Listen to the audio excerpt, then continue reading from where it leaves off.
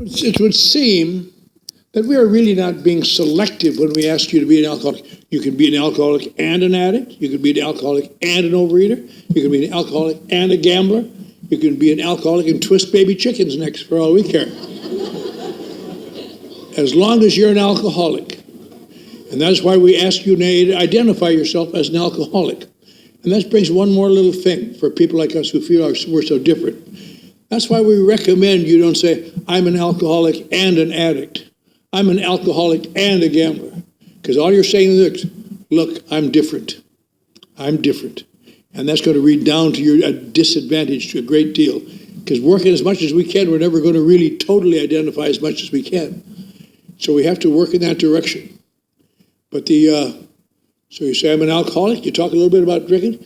And I think about that sometimes because I have 3 daughters who are turning 16 this year in AA, all of whom know more about it than I do. I'm very proud to say. They tell me they do. I have a grandson who's a year sober.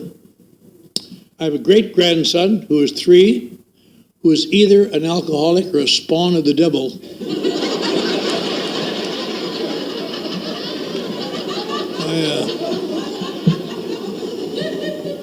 I hope he's an alcoholic. I look at the back of his neck every so often to see if the 666 has showed up yet.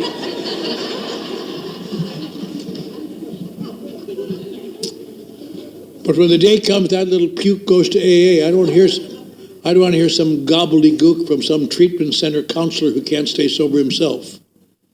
I want to hear a sober member of alcoholics like, here's what you do, and here's why you do it, because I have felt the way you do, and this made me better.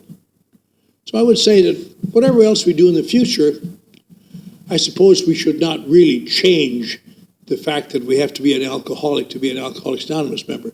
Not to be because we're better or worse or anything else, but without identification, AA doesn't work.